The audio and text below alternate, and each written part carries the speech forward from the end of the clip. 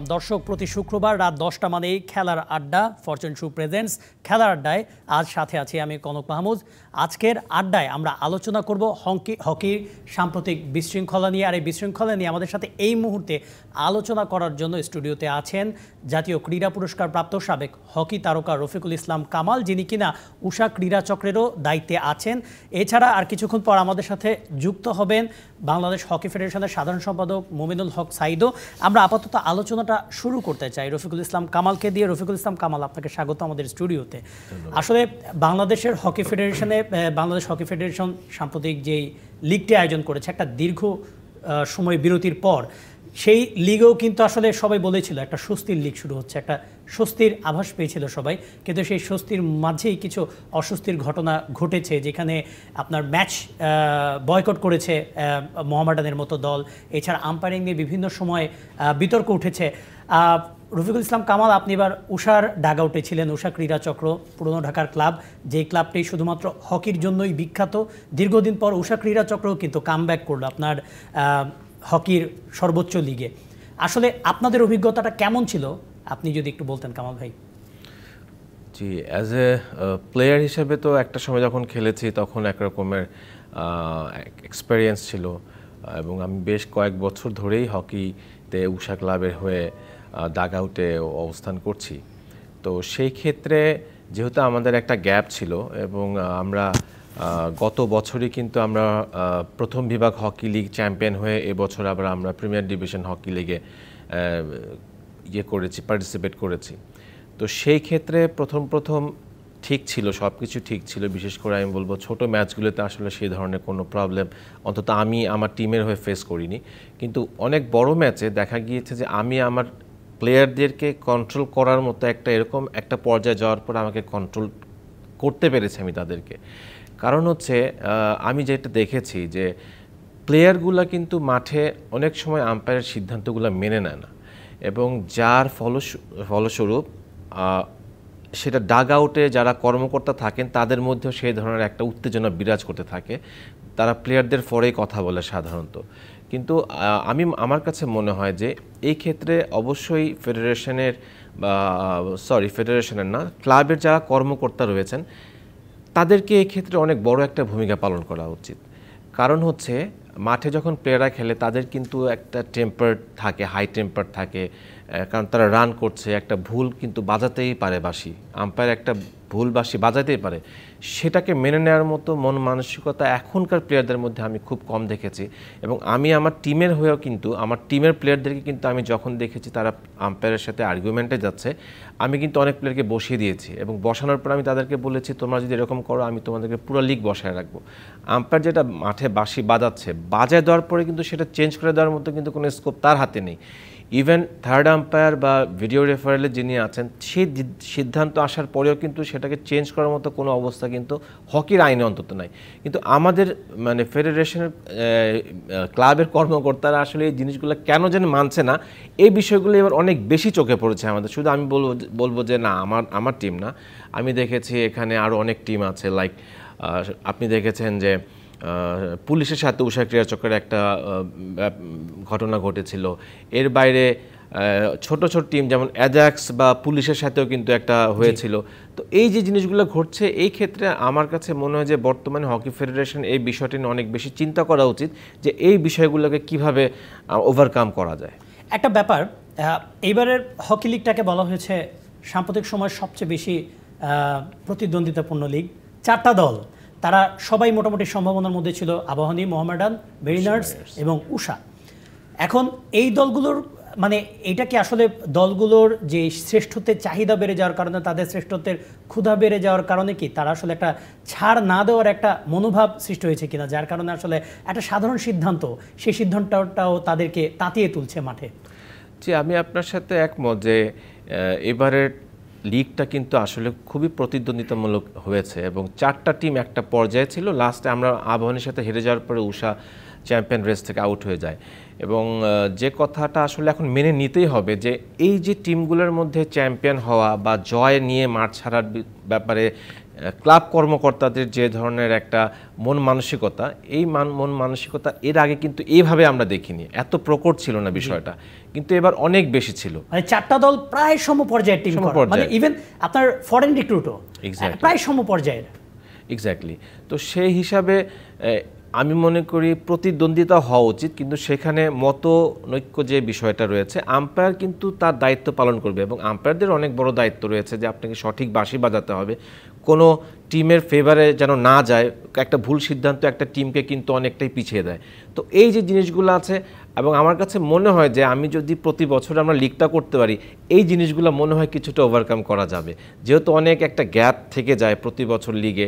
তো এই জিনিসগুলো যদি আমরা একটা প্র্যাকটিসের মধ্যে থাকি, আমার কাছে মনে হয় যে এটা ওভারকাম করা সম্ভব। সেই সাথে ফেডারেশনের আরও কিছু উদ্যোগ নেওয়া উচিত। যে কোনো বড় ম্যাচের আগে আমার মনে হয় ইন্টারন্যাশনালিও কিন্তু আমাদের দেখা যায় যে লিগগুলোর আমরা যখন খেলতে যাই বাইরে, আমাদের টিম ম্যানেজার্স মিটিং হয়। তো ফেডারেশন আমার মনে হয় যদি এরকম একটা পদক্ষেপ নিতে পারে যে সবগুলো টিমকে নিয়ে একটা ম্যানেজার্স মিটিং করলো, সাথে ক্যাপ্টেন থাকলো এবং সব কিছু বুঝিয়ে দিল যে আপনাদেরকে এই জিনিসগুলো মেনে নিতে হবে, যদি মেনে না নিতে পারেন দায়ভার আপনার ক্লাবকে বহন করতে হবে। এই ধরনের কিছু বিষয় আমার মনে হয় এখন নিয়ে আসার মতো একটা অবস্থা তৈরি হয়ে গিয়েছে আমাদের হকিতে। এখন এইখানে যে ব্যাপারগুলো যে আসলে হকি যে টিমগুলো এইবারে উষার কথাই ধরুন, আপনারা একেবারে লাস্ট মোমেন্টে পর্যন্ত অপেক্ষা করেছিলেন অনেক ভালো ভালো প্লেয়ারের, এখানে আর্থিক সীমাবদ্ধতা একটা ব্যাপার, রাইট? তো এইবারে আসলে টিমগুলো একটা আর্থিক সীমাবদ্ধতা পার করে তারা এসেছে। বেশিরভাগ দলই তারা বলেছে যে তারা আসলে স্পন্সর পায়নি কিংবা স্পন্সরের একটা সংকট ছিল, লাস্ট মোমেন্টে টিমগুলো হয়েছে। এখন প্রতি বছর যদি লিগটা হয় সেক্ষেত্রে টিমগুলো মানে স্পন্সরের যে প্রবলেমটা, যেহেতু আপনিও টিম গঠনের সাথে যুক্ত, এটা কিভাবে ওভারকাম করতে পারবে টিমগুলো? দেখেন, আর্থিক সমস্যা কিন্তু ক্লাবগুলোর থাকবেই। যখন কোনো একটা খেলা আসবে তখন কিন্তু আপনাকে পার্টিসিপেট করতে হবে, এটা তো নিয়ম। যেহেতু আপনি নিবন্ধিত ক্লাব, আপনাকে লিগে পার্টিসিপেট করতে হবে। তো ফেডারেশন যদি প্রতি বছর আয়োজন করতে পারে, ক্লাবগুলো তো খেলতে বাধ্য থাকবে, সেখানে না খেলার তো কোনো কারণ নেই। হ্যাঁ, সেরকম হতে পারে যে মানের টিম করতে চায় সবাই, লাইক মনে করেন যে উষা, বহনী, মোহনার, মেনার্স বাদ দিয়ে অন্যান্য টিমের কিছু সমস্যা থাকতে পারে। সেই ক্ষেত্রে ফেডারেশন যদি সম্ভব হয় তাদেরকে ফিনান্সিয়ালি একটু হেল্প করলো, অথবা দেখবেন যে যখন খেলা হবে তখন একটা ব্যবস্থা কিন্তু হয়ে যায় আলটিমেটলি।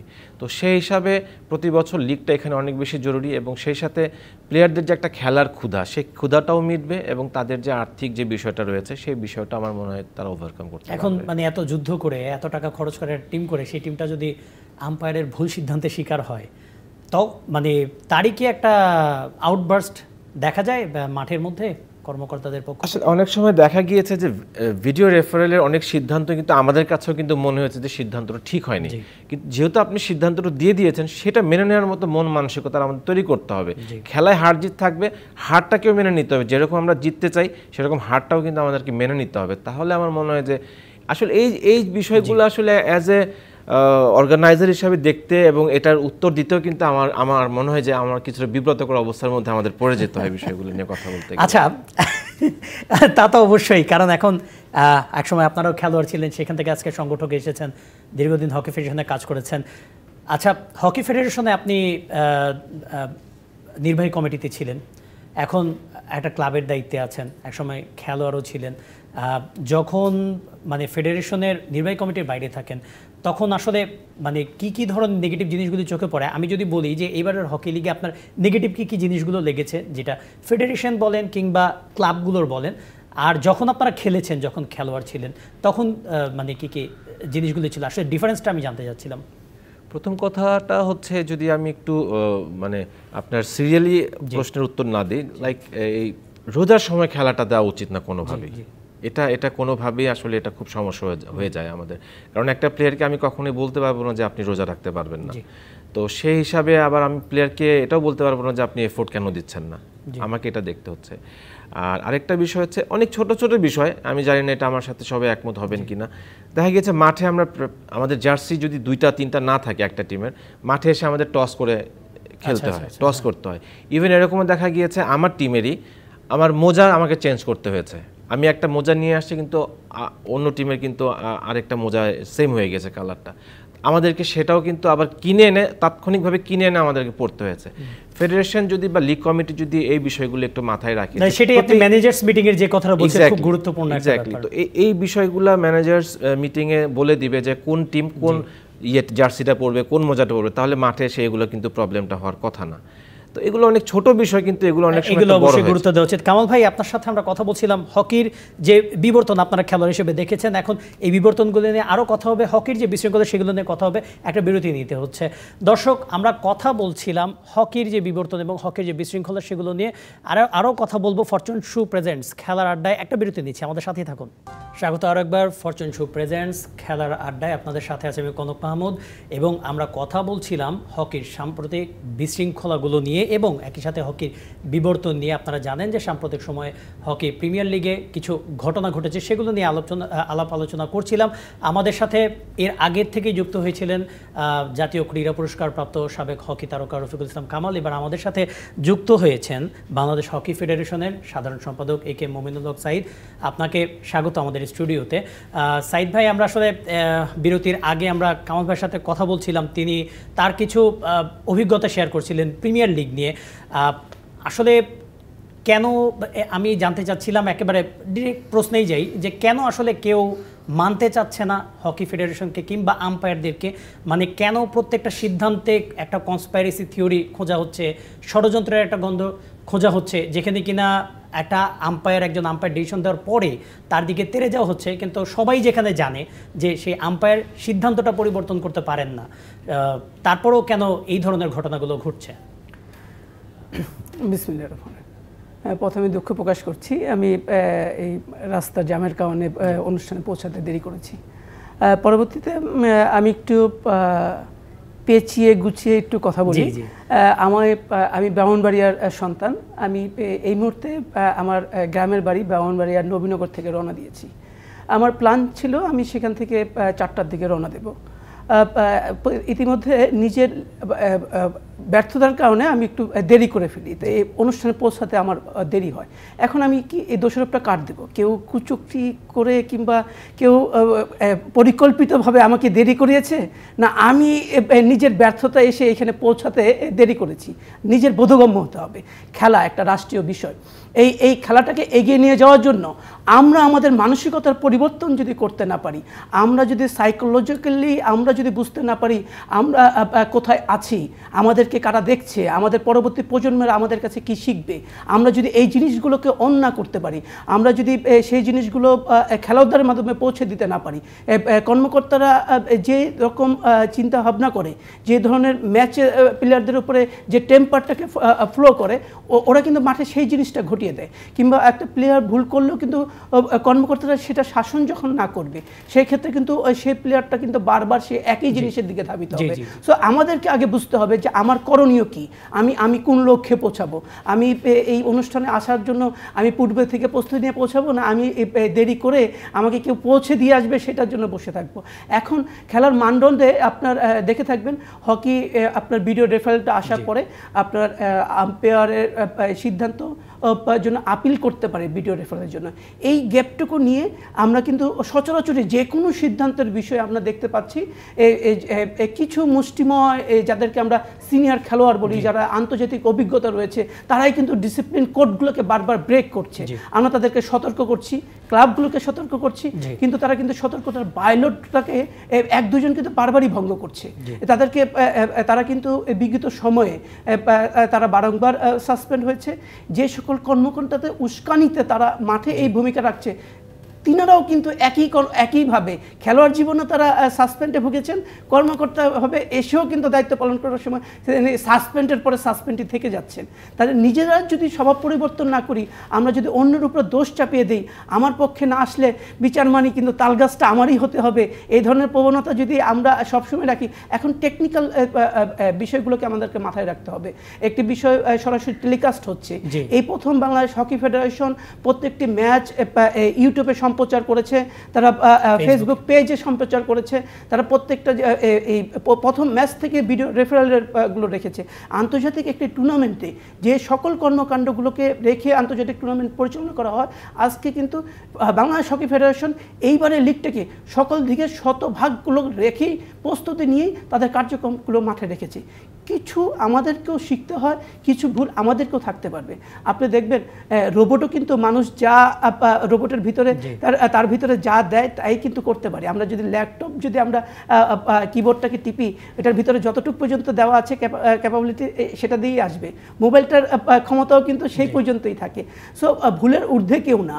এখন মনে করেন আমি মনে করছি আমার জানা জ্ঞানে ওই প্রান্ত থেকে ভুল হচ্ছে, আমার ভুল হচ্ছে কিনা সেটা নিয়ে আমি কোনো কিছু রিয়েলাইজ করছি না। সাইদ ভাই, আপনি ভুলের কথা বললেন, অনেকে এটাকে বলছে যে আসলে ফেডারেশন ষড়যন্ত্র করছে। আপনি যেটা বললেন যে হকি ফেডারেশন প্রত্যেকটা match, even club cup hockey যেটা হয়েছে সেখান থেকে প্রত্যেকটা ম্যাচ লাইভ টেলিকাস্ট করা এবং সেগুলোর থেকে ভিডিও রেফারেল যেভাবে ইউজ করা হয়েছে প্রত্যেকটাই লাইভ টেলিকাস্ট হয়েছে। তো এই যেই এটা প্রথমবারের মতোই হচ্ছে। তো এখন যেই ষড়যন্ত্রের কথা বলা হচ্ছে কোনো একটা দলকে চ্যাম্পিয়ন করা, কোনো একটা দলকে এগিয়ে রাখার জন্য, এই জিনিসগুলো, এটা কি আসলে কোনো যুক্তি আছে কিনা কিংবা এরকম কোনো সুযোগ আছে কিনা যেখানে প্রত্যেকটা ডিসিশন, প্রত্যেকটা ম্যাচের প্রত্যেকটা মোমেন্ট আপনার চাইলেই সেটা মানে যে কেউ দেখতে পাচ্ছেন? দেখুন, একটি হাস্যকর বিষয় আপনি দেখবেন আজও পর্যন্ত কিন্তু আদৌ অবধি আপনার চ্যাম্পিয়নশিপ কিন্তু হয়নি, এখনও প্লে অফ বাকি আছে। এখানে যদি বলা হয় কাউকে উদ্দেশ্য করে কাউকে ফেভার করার জন্য কোনো কিছু কর্মকাণ্ড পরিচালনা করা হচ্ছে, তাহলে নিশ্চয় আমি সেই কর্মকাণ্ডগুলো প্রকাশ্যে না এসে আমি আমার মন গড়া আমার ব্যর্থতার ফলরূপে আমি বলছি অন্যজন সুবিধা পাচ্ছে, এই ধরনের ক্যালকুলেশন করে আমি কারোর উপরে দোষারোপ চাপাবো, নিজের ব্যর্থতাগুলো সামনে নিয়ে আসবো না। আপনি দেখবেন যে ম্যাচটাকে একদম অন্তিম মুহূর্তে এসে বাংলাদেশ মোহামেডানের মতো ঐতিহ্যবাহী একটি ক্লাব, আমি বাংলাদেশ মোহামেডান লিমিটেডের আমি স্থায়ী মেম্বার, আমি নিজেও কিন্তু এবং সেই মোহামেডান ক্লাব থেকে কিন্তু আপনি হকি ফেডারেশনে আপনার আমার যাত্রাটা শুরু সেখান থেকে। কিন্তু আমি দায়িত্ব নেওয়ার পরে কিন্তু সকল কর্মকাণ্ড থেকে আমি আমার দায়িত্বগুলো ছেড়ে দিয়েছি। আমি বাংলাদেশ হকিকে এগিয়ে নেওয়ার জন্য কাজ করছি। আজকে দেখেন আমি যেখানে শতভাগ সততার সহিত বাংলাদেশের হকিকে এগিয়ে নেওয়ার জন্য চেষ্টা করছি, কেউ যদি পিছে থেকে টেনে ধরে আমি সেটাকে সামনের দিকে নিয়ে যেতে পারবো না।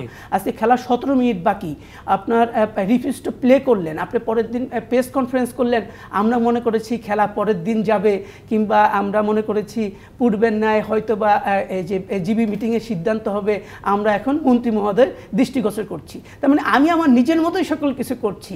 আজকে মারামারি শুরু হলো, এখন মারামারিতে অংশগ্রহণ কে করলো? আপনার এফআইএচ ল, এইচএফ ল অনুযায়ী কার স্টিকগুলো কে ব্যবহার করলো, কে বাইরে থেকে এসে অ্যাটাক করলো, সেগুলোর উপর নির্ভর করে কিন্তু আম্পায়ার তাদের কার্ডগুলো শো করে। আপনি দেখে থাকবেন সেখানে আবাহনীর একটি প্লেয়ার ইয়েলো কার্ড খেয়েছে, একটি প্লেয়ার রেড কার্ড খেয়েছে, আপনার মোহামেডানেরও একটি প্লেয়ার ইয়েলো কার্ড খেয়েছে, দুটি প্লেয়ার রেড কার্ড খেয়েছে। এবং আপনার এই মোহামেডান যে কথাটা, আমাদের 15 নম্বর প্লেয়ারটাকে যে রেড কার্ড দিয়েছে সে তো ওইখানে ছিল না, সে অংশগ্রহণ করেছে। আপনি যদি লাইভে এখন আমাদের ইউটিউবে আছে, আপনারা আমাদের ফেসবুক পেজে আছে, আপনি দেখবেন মাঠের ঠিক আপনার পশ্চিম পাশ থেকে আপনার এই 15 নম্বর প্লেয়ারটুকু সে এক ফুল অ্যাকশন ভঙ্গিতে দৌড়ে গিয়ে ফ্লাই করে ওদের উপরে জাম্প করেছে। আপনার এটা কিন্তু দুই আম্পায়ারই দুই প্রান্ত থেকে দেখতে পেরেছে। এবং আপনার যারা স্টিক ব্যবহার করেছে সে দুইজন আপনার এই যে নাইম এবং ইমন, তারা কিন্তু কাট খেয়েছে। ওই প্লেয়ারটুকু তার অ্যাকশন ভঙ্গি এবং তার যে কর্মকাণ্ড, অখেলার স্বরূপ যে কর্মকাণ্ড, সেই কারণে সে কিন্তু কাট খেয়েছে। তাহলে কেন মিমো রেড কার্ড খেলো না? মানে আমরা দেখলাম আজকে দেখবেন আমরা আমাদের কিন্তু কমিটি কিন্তু সকল কিছু ম্যাচ রিপোর্ট পুরো টুর্নামেন্ট নিয়ে কিন্তু সাবমিট করেছে। আরও সাসপেনশন কিন্তু আসবে, কেউ যে শাস্তি আওতামুক্ত ওই মুহূর্তে আপনার রেফারিরা বিবেচনা করতে পারে, যেহেতু আপনার একটি প্লেয়ার ইনজুরি হয়েছে, যারা এই ইনজুরি বিষয়গুলোকে নিয়ে স্টিক উঠিয়ে সরাসরি আক্রমণে অংশগ্রহণ করেছে, ধাক্কাধাক্কি অনেকেই করতে পারে, স্টারিংগুলো অনেকেই করতে পারে। আপনি ওই মুহূর্তে দেখবেন কিন্তু মোহামেডান ধরে গেছে। আমরা কিন্তু ওই মুহূর্তে খেলাটাকে মাঠে রাখার জন্য যেটা একেবারেই নয়, সেটাই কিন্তু আমাদের ফরেন আম্পায়াররা মিলিতভাবে সিদ্ধান্ত নিয়েছে। যেহেতু ওমানি আম্পায়ারের ওই প্রান্তে ছিল আপনার মোহামেডানের পোস্টটা, সেখানে কার্ডটাকে তাকেই প্রদর্শন করতে হয়েছে। এবং আমাদের ভিডিও রেফার আম্পায়ারের কাছ থেকে সিদ্ধান্ত গ্রহণ করে সকল কিছু অবনীত হয়েই কিন্তু তারা সিদ্ধান্তটাকে জানিয়েছে। আমরা খেলাটাকে মাঠে রাখার জন্য কিন্তু আম্পায়ার প্রাণপণ চেষ্টা করেছে। এরপর আমার বোধগম্য হচ্ছে না যেখানে তারা লিডিংয়ে ছিলেন খেলার মাত্র 17 মিনিট বাকি আছে, সেইখান থেকে আপনার হকি কিন্তু কোনো পজিশন ওয়াইজ খেলা না, যে আমার এই পজিশনটাকে মিস হয়ে গেলে আমি গ্যাপ করতে পারবো না। আমাদের এই লিগে কিন্তু আমি একটু মানে এই ব্যাপারে আরেকটুখানি আমি সরি আপনাকে ইন্টারাপ্ট করলাম, আমি একটু কামাল ভাইয়ের কাছে যেতে যাচ্ছিলাম, কারণ এই বিষয়ে আমি কামাল ভাইয়ের একটা লেখা দেখেছিলাম। কামাল ভাই, আপনি লম্বা সময় হকি খেলেছেন, আপনার দেশের হকিতে রেকর্ড আছে সর্বোচ্চ গোলের, এবং আপনারাও তো একসময় হকি খেলেছেন, মানে এই ধরনের ঘটনাগুলো এর আগে পরিলক্ষিত হয়েছে কিনা? একে তো হচ্ছে যে মানে প্রায় প্রত্যেকটা ম্যাচে এতটা অ্যাগ্রেসিভনেস, হ্যাঁ ঠিক আছে, মানে এটা হকি ম্যাচ এবং সব প্লেয়ারের হাতেই হকি থাকে, যার কারণে দুর্ঘটনার সংখ্যাটা কিন্তু বেশি থাকে এবং আক্রমণাত্মক হওয়ার চান্সটাও একটু বেশি থাকে। তারপর আপনারা তো খেলেছেন, এইভাবে রিফিউজ টু প্লে হওয়া এবং কিছু একটা ঘটনা ঘটলে পুরো ডাগ আউটের সবাই হকি মাঠে দৌড়ে যাওয়া, এই জিনিসগুলো কি নতুনভাবে দেখছেন কিনা? কিংবা দেখেন, আমরা যখন খেলেছি তখন কিন্তু মাঠে প্রচুর দর্শকও ছিল। আমি একটু শুকরিয়া আদায় করি, যদি মাঠে আমাদের সময়কার মতো যদি দর্শক থাকতো তাহলে দর্শকরা কিন্তু মাঠে ঢুকে যেত। একটা সময় আবাহনী মহামেডান উষা আবাহনী উষা ম্যারিনার্সের যে সমর্থক যারা ছিল তারাও কিন্তু মাঠে ঢুকে যেত অনেক সময়। কিন্তু বর্তমানে দেখা যাচ্ছে যে দর্শক না, আপনারা প্লেয়ারে মারামারি করছে। তো এই বিষয়টা আমাদের সময় খুব একটা ছিল না। থাকে, সব সময় থাকে, কিছু কিছু টিমে 2-1 প্লেয়ার থাকে যারা একটু মেরে খেলে বা একটু রাফ ট্যাকেল করে, সেটা কিন্তু খেলারই একটা অংশ। কিন্তু এই যে পরিস্থিতি যে সৃষ্টি হয়েছে, এইটার সাথে আসলে আমরা সেরকম ইউজড না। ইভেন আমি মনে করি যে আমার ক্লাবের প্রতিটা খেলোয়াড়কে বলা আছে আম্পায়ারের সাথে কোনো আর্গুমেন্টে যাবে না, লাল কার্ড কোনো দেখানো যাবে না, যেটা আম্পায়ার দিবে সেটা মেনে নিতে হবে। এখানে কিন্তু ক্লাব কর্মকর্তার ভূমিকাটা অনেক বড় এখন বর্তমানে। আপনার ক্লাব কর্মকর্তাকে প্লেয়ারদের যে রশি আছে সেটা টেনে ধরতে হবে, যেন কোনো প্লেয়ার মাঠে কোনো ধরনের আপনার ডিসিপ্লিন ব্রেক না করে এবং অ্যাজ এ টিম হিসাবে যেন খেলে। কারণ যে আজকে সাইদ ভাই যেটা করেছেন, ফেডারেশন, বাংলাদেশ হকি ফেডারেশন প্রথমবারের মতো ইউটিউব এবং ফেসবুকে দেখিয়েছে, এবং বাইরেও কিন্তু অনেক আমাদের অনেক হকি সংগঠক আছেন, তারা খেলা দেখেছেন এবং তারা মন্তব্যও করেছেন যে তারা যখন হচ্ছে খেলাটা খুব ভালো হচ্ছে, আমরা দেখতে পাচ্ছি, ধন্যবাদ জানাচ্ছে। কিন্তু এই যে আবার যে ঘটনাগুলো ঘটছে, পজিটিভ দিকও আছে আবার নেগেটিভ দিকটাও কিন্তু আছে এখানে, এবং এই নেগেটিভ দিকটা কিন্তু আমাদের হকির জন্য সবচেয়ে বড় দুঃখজনক একটা ব্যাপার, যে আমরা যখনই হকির একটা ভালো পর্যায়ে যাই, যদি আমরা এই লিগটাকে সুন্দরভাবে শেষ করতে পারতাম তাহলে কিন্তু খুব ভালো একটা অবস্থা হকি আমাদের মানে তৈরি হয়ে যেত। সেই প্ল্যাটফর্মটা কিন্তু ছিল, কিন্তু আমরা নিজেরাই কিন্তু এটা নষ্ট করেছি। এবং তারপরে একজনের উপর অভিযোগ, একজন আরেকজনকে দোষারোপ যদি আমরা করতে থাকি তাহলে আমরা হকি নিয়ে এগোতে পারবো না। আমাদের মধ্যে যে ডিফারেন্স যেটা আছে সেই ডিফারেন্সটাকে আমার মনে হয় যে কমিয়ে আনতে হবে। অবশ্যই আমরা আরও কথা বলবো হকি নিয়ে, আমাদেরকে একটা বিরতি নিতে হচ্ছে। দর্শক, কথা বলছিলাম আমরা হকি নিয়ে, ফরচুন শু প্রেজেন্টস খেলার আড্ডা, আরেকটা বিরতি নিচ্ছি, আমাদের সাথেই থাকুন। বিরতির পর আবারও ফিরে এলাম ফরচুন শু প্রেজেন্টস খেলার আড্ডায়। কথা বলছিলাম হকি ফেডারেশনের যে সাম্প্রতিক প্রিমিয়ার লিগ হয়েছে এবং সেই লিগে যে বিশৃঙ্খলা হয়েছে সেগুলো নিয়ে কথা বলছি, এবং সেই ঘটনাগুলো নিয়ে কথা বলার জন্য আমাদের সাথে আজকে স্টুডিওতে আছেন বাংলাদেশ হকি ফেডারেশনের সাধারণ সম্পাদক কে এম মোমিনুল হক সাঈদ, এবং তার সাথে আছেন জাতীয় ক্রীড়া পুরস্কারপ্রাপ্ত সাবেক হকি খেলোয়াড় রফিকুল ইসলাম কামাল। আমরা কথা বলছিলাম যে মোহামেডানের যে রিফিউজ টু প্লে সেটা নিয়ে। কামাল ভাই, আপনি কি মনে করেন যে হকির এখন যে অবস্থা, যেহেতু প্রত্যেকটা ম্যাচ আপনার লাইভ টেলিকাস্ট হচ্ছে, প্রত্যেকটা ম্যাচের রেকর্ড কিন্তু মোমেন্ট বাই মোমেন্ট, আমি বিশ্বাস করি যে আপনারা যারা টিমগুলো রয়েছে তারাও নিশ্চয়ই এই ফুটেজগুলো নিয়মিত দেখে থাকে, সবাই দেখে থাকে, তারপরও মানে আসলে রিফিউজ টু প্লের কেন এই ঘটনাটা ঘটলো, এই জিনিসটা আরেকটু শান্তিপূর্ণভাবে সমাধান করা যেত কিনা, বিশেষ করে প্রশ্নটা যখন মোহামেডানের মতো ঐতিহ্যবাহী ক্লাবের ক্ষেত্রে এসে দাঁড়ায়।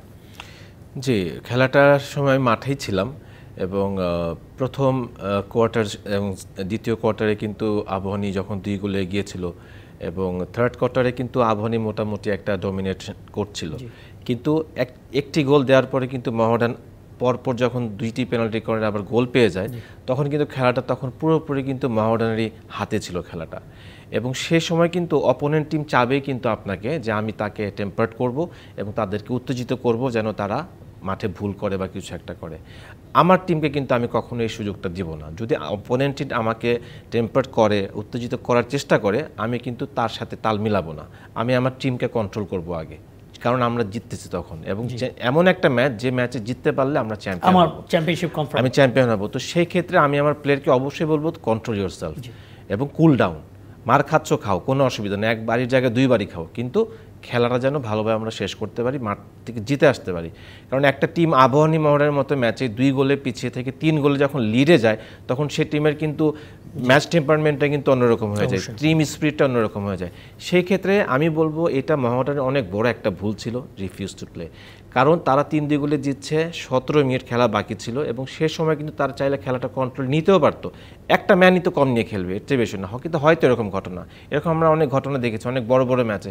আপনি ফুটবল ফিফা ওয়ার্ল্ড কাপে কিন্তু আমরা দেখেছি অনেক বড় বড় তারকারা মাঠের বাইরে গিয়েছে, লাল কার্ড খেয়ে তারা খেলেছে না। তো তারপরে মোহামেডান যে সুযোগটা হারিয়েছে আমার মনে হয় না, যে কারণ যখন আমরা টিম গঠন করি তখন সবার আগে মেরিনার্স এবং আবাহনী কিন্তু খুব ভালো মানের একটা টিম ছিল লোকালি, এবং বিদেশি প্লেয়ার সহ 2টি টিমকে বলা যায় যে তারা সমমানের ছিল। সেক্ষেত্রে মোহামেডান এবং উষা ছিল 3 এবং 4, কিন্তু যখন আপনি সুযোগটা পেয়ে গিয়েছেন আপনাকে সেই সুযোগটা অবশ্যই কাজে লাগানো উচিত ছিল। সেক্ষেত্রে এখানে ক্লাব কর্মকর্তাদের ভূমিকাটা অনেক বড়, দায়িত্ব ছিল তাদেরকে, যেহেতু একটা পর্যায়ে নিয়ে এসছে টিমটাকে, এখান থেকে খেলাটায় বের করে নিয়ে একটা সাফল্য লাভ করার একটা স্কোপ তাদের ছিল। কিন্তু তারা একেবারে এটা কেন যে তারা করেছে আমার মনে হয় যে শুধু আমি না, যারাই হকি খেলে বা যারা স্পোর্টস বোঝেন তারা সবাই বলবে যে মোহামেডান এটা ভুল করছে। অবশ্যই মোহামেডানের খেলা উচিত ছিল। এখানে আসলে মানে ক্লাব কর্মকর্তার কথা যদি প্রশ্ন করতে হয়, মানে মমিনুল হক সাঈদ, আপনি মোহামেডান ক্লাবে ছিলেন, এখানে ক্লাব কর্তাদের দায় কতটুকু দেখেন? কারণ দেখেন লিগ শুরুর আগে আপনার বিভিন্ন সময় মোহামেডান ক্লাব থেকে নানা রকম কোশ্চেন রেজ করা হচ্ছিল, নানা রকম দাবি দেওয়া হচ্ছিল। আগে তো দাবি ছিল প্রিমিয়ার লিগ আয়োজন করেন, আপনারা সেটা করলেন, এবং তারপরে বিদেশি আম্পায়ার নিয়ে আসা, তারপরে উদ্বোধনী ম্যাচের টাইম আগিয়ে দেওয়া, তারপরে হচ্ছে যে ম্যাচের আগে যে ম্যাচটা নিয়ে এত ঘটনা ঘটলো সেই ম্যাচের আগে যে মোহামেডানের যিনি রাসেল মাহমুদ জিমি তার যে সাসপেনশন সেটা বাতিল করার, এবং অ্যাট দ্য লাস্ট মোমেন্ট তারা ম্যাচটাই রিফিউজ টু প্লে করে দিল, সেটা অর্ধেক খেলে। মানে কেন বারবার খালি এই একটা ক্লাবের সাথে ঘটনা ঘটছে? এটা কি আসলে কর্মকর্তাদের কিছুটা ভুল দেখেন কিনা আপনারা? আমি এখানে সুনির্দিষ্ট করে একজন কর্মকর্তার উপরে আমি বলবো, বারংবার তাকে দায়িত্ব দিচ্ছে একটি ঐতিহ্যবাহী ক্লাব। আপনার বাংলাদেশে ক্রীড়াঙ্গনের সাফল্যের যদি গড়পড়তা হিসাব করেন, সেখানে বাংলাদেশ মোহামেডান লিমিটেড এর যে সাফল্যের ঝুড়ি আছে, যে ঐতিহ্য গাথার গল্প আছে, সেটা স্পর্শের করার আজও কিন্তু অনেকের সক্ষমতায় পৌঁছেনি। আজকে তাদের যে ফ্যান বেজ আছে, এই একটি কর্মকর্তাই কিন্তু 2011 থেকে এই অবধি পর্যন্ত প্রায় কিন্তু 3 থেকে 4 বার সাসপেন্ড হয়েছে। তাকেই কেন বারবার কর্মকর্তা হিসেবে রাখতে হবে? তাকে কেন টেন্টের দায়িত্ব দিতে হবে? এই তার দায়িত্বকালীন সময় কিন্তু অনেক ক্লাব রয়েছে তিনি কমিশন খাচ্ছেন, তিনি ঠিকমতো প্লেয়ারদের পেমেন্ট করছেন না। এই চলতি লিগেও কিন্তু মোহামেডান প্লেয়াররা দেখবেন তাদের পেমেন্ট বকেয়ার জন্য কিন্তু ক্যাম্প ছেড়ে চলে আসছে। তারা কিন্তু ফেডারেশনের কাছে আমাদেরকে কমপ্লেন করেছে। এই নানান কিছুর পরেও এই একই কর্মকর্তা কিন্তু 2021 সালে এই একটি খেলোয়াড়ের কার্ড নিয়ে কিন্তু তিনি ওয়াক ওভার দিয়েছেন। তাকে কিন্তু পুনরায় আবারও সেই টেন্টের দায়িত্ব দিয়েছে। আমি মনে করি তার যে দূরদর্শিতা থাকার প্রয়োজন ছিল এই ম্যাচ টেম্পারের উপরে এবং একটি ঐতিহ্যবাহী ক্লাবকে প্রতিনিধিত্ব করার জন্য, আমি মনে করি সেই প্রান্তে তিনি জিরো। তিনি ভুলে গেছেন, তিনি মনে করেছেন রাজপথে তিনি তার যে রাজনৈতিক দলের কর্মকাণ্ড পরিচালনা করেন, তিনি ঠিক যে পোস্ট তিনি বহন করে তিনি রাজপথে ভূমিকা রাখেন, তিনি ঠিক তেমনিভাবে তিনি এই লিগে এসেও আপনি একটি বিরোধী ভূমিকা তার পালন করতে হবে। যে কোনো বিষয়েই আমি করব না, আমি চাই, আমার না হলে হবে না, এই করতে হবে, এই ধরনের প্রবণতাতেই আজকে ম্যাচটাকে এত দূরে নিয়ে আসছে। আমি মানে ওই কর্মকর্তা রাজনৈতিক এগুলো বাদ দিলাম, আরেকটা প্রশ্ন যে ওই কর্মকর্তার ব্যাপারে আমরা কথা বলছি, তিনি খুব সম্ভবত মোহামেডানের ম্যানেজার আরিফুল হক প্রিন্স, তিনি কিন্তু আপনার যে বর্তমান নির্বাহী কমিটি রয়েছে সেই কমিটির যুগ্ম সম্পাদক। আপনারা কিন্তু মানে সবাই মতৈক্যের ভিত্তিতেই কিন্তু সব ক্লাবগুলো মিলিয়েই নির্বাচনটা হয়েছে, তিনি কিন্তু আপনারই কমিটিতে আপনার বিরুদ্ধে কথা বলেছেন। গত বছর এশিয়ান হকি ফেডারেশনের ভাইস প্রেসিডেন্ট নির্বাচিত হয়েছি। আমি মনে করি বাংলাদেশকে ইলেক্টেড করেছে, আমাকে নয়, ব্যক্তি সাইডকে নয়। আপনার ফেডারেশনে যে কর্মকর্তা যিনি এসেছেন তিনি বাংলাদেশ মোহামেডান লিমিটেড ঐতিহ্যবাহী মোহামেডান লিমিটেডের কাউন্সিলর, ব্যক্তি কাউকে মোহামেডানে কোনো চেয়ারে বসেননি। তার ব্যক্তি নৈপুণ্য দিয়ে, ব্যক্তি দক্ষতা দিয়ে, ব্যক্তি সাংগঠনিক দক্ষতা দিয়ে কিন্তু তিনি সেই চেয়ারটিকে আসেনি। তিনি যে ক্লাবটিকে ওন করেন, ক্লাব তাকে কাউন্সিলর হিসেবে দিয়েছে, সেই ক্লাবকে সম্মান রেখেই সেই ক্লাবের প্রতিনিধি হিসেবে তিনি ফেডারেশন রয়েছেন। কিন্তু আমরা যখন একটি সমঝোতার দিকে কিংবা সকলে বসে যখন ওই পদের এগেনস্টে যখন কোনো প্রার্থী থাকে না, তখন কিন্তু অটোমেটিকলি নির্বাচনে ভোটাভুটির দিকে যায় না। তখন কিন্তু একটি সুন্দরভাবে একটি নির্বাচন প্রক্রিয়াকে সম্পন্ন করা হয়। আপনি দেখবেন সেই ক্ষেত্রে তিনি কিন্তু ওইভাবেই নির্বাচিত হয়ে এসেছেন। এবার কিন্তু প্রতিদ্বন্দ্বিতা কেউ করেনি। আপনার অনেকেই এই নির্বাচনে ফর্ম উঠিয়েছিল, আজকে না ওঠার কারণে যারা আমাদের এই শেষ মুহূর্তে গিয়ে আমরা এককভাবেই আমরা নির্বাচিত হয়ে আসতে পেরেছি। কিন্তু আমি মনে করি এরপরে যে দায়িত্ব গ্রহণের, তিনি যে স্টাডিং কমিটির দায়িত্বে আছেন, তিনি আজ পর্যন্ত কোনো মিটিংয়ে আসেননি। তিনি আমাকে ব্যক্তিগতভাবে আমার নাম উচ্চারণ করে তিনি যে সকল কথাবার্তাগুলো বলেছেন যে ফেডারেশনের কর্মকাণ্ড পরিচালনা, আমি ফেডারেশনের প্রধান নির্বাহী কর্মকর্তা, আমার হোল সাইনিং পাওয়ার আমার, তো সিদ্ধান্ত সবাই গ্রহণ করার পরে সিগনেচারটা তো আমাকেই করতে হবে। সো আমার সম্মানিত সভাপতি মহোদয় তিনি বাংলাদেশ বিমান বাহিনী এর প্রধান থাকার দরুন তিনি কিন্তু সবসময় আমাকে উৎসাহ দিয়ে যে কোনো কাজ করতে হবে, বাংলাদেশের হকিকে এগিয়ে নিয়ে যাওয়ার জন্য তাৎক্ষণিক সিদ্ধান্ত নেন। দেখবেন যে আমাদের যে এই যে ক্রীড়ামন্ত্রী তিনি আসার পরেও কিন্তু হকিকে নিয়ে বারবার আমাদের হাতে আসলে সময়টা কম, তারপরেও এই যে অভিযোগগুলো এসেছে আপনারা কি তদন্ত করছেন কিনা এই ঘটনাগুলোর পরে? আসলে যদি দেখুন, আপনার সুস্পষ্ট কোনো অভিযোগ আসেনি। আজকে এই যে রিফিউজ টু প্লের পরে বাংলাদেশের ঐতিহ্যবাহী ক্লাব মোহামেডান যে প্রেস কনফারেন্স করেছে, আপনি দেখবেন সেখানে বলেছে যে আমরা মনে করেছি পরের দিন খেলা হবে কিংবা পরে সিদ্ধান্ত হবে, আমরা এখন এই যে মন্ত্রী মহোদয়ের কাছে যাব। আচ্ছা, সুনির্দিষ্ট যদি অভিযোগ থাকতো যে আমাদের এই পয়েন্টটাকে এসে আমাদেরকে মাইনাস করা হয়েছে, আমাদের আননেসেসারি এই প্লেয়ারটাকে কার্ড প্রদর্শন করা হয়েছে, সে মাঠে অংশগ্রহণ করে নেয় মারামারিতে, তাহলে আপনি তদন্ত, হ্যাঁ তদন্ত হচ্ছে। আমাদের যে কমিটি রয়েছে তারা পুরো সম্পূর্ণ লিগ নিয়েই আপনার তদন্ত করছে। সাসপেনশন আরও আসছে, এই সকল বিষয়গুলো আরও একাধিক ক্লাবেরও আসছে, অনেক খেলোয়াড় কর্মকর্তাদের জন্য আসবে, কারণ আমরা হকিকে এগিয়ে নেওয়ার জন্য বদ্ধপরিকর। আমাদের বর্তমান কমিটি এই যে কোনো উপায়ে খেলাকে মাঠে রেখে যে কোনো বাধা বিঘ্ন করে খেলাকে সামনে এগিয়ে নিয়ে যাবে। আমরা মহিলা লীগ নিয়ে, আমরা প্রিমিয়ার লীগ নিয়ে আমরা স্বপ্ন দেখছি। আমরা 1 মাস পরেই আমরা ফ্রান্সিসে মাঠে নিয়ে আসবো। আমাদের আন্তর্জাতিক টুর্নামেন্ট রয়েছে, আমরা আমাদের আমন্ত্রণমূলক একটি আন্তর্জাতিক টুর্নামেন্ট করার একটি ইনশাআল্লাহ, মানে আপনারা যে কার্যক্রমগুলো হাতে রেখেছেন হয়তো এগুলো সুষ্ঠুভাবে হবে, তবে তার আগে হকির যে অবস্থাটা সেটা নিয়েও আপনারা হয়তো বা তদন্ত করবেন, একটা সমাধান খুঁজে বের করবেন। আপনাকে ধন্যবাদ মোমিনুল হক সাঈদ। আপনাদের ধন্যবাদ ডিবিসিকেও আমাদেরকে অনুষ্ঠানে আমন্ত্রণ করার জন্য ধন্যবাদ। অবশ্যই, এবং রফিকুল ইসলাম কামাল ভাই আপনাকেও ধন্যবাদ আমাদেরকে সময় দেওয়ার জন্য। দর্শক, কথা বলছিলাম হকি নিয়ে। হ্যাঁ, অনেক সমালোচনা থাকবে, অনেক ঘটনা থাকবে, তবে তার মধ্যেই হকিকে এগিয়ে যেতে হবে, কারণ বাংলাদেশের অন্যতম সফল খেলা এটি। ধন্যবাদ সঙ্গে থাকার জন্য।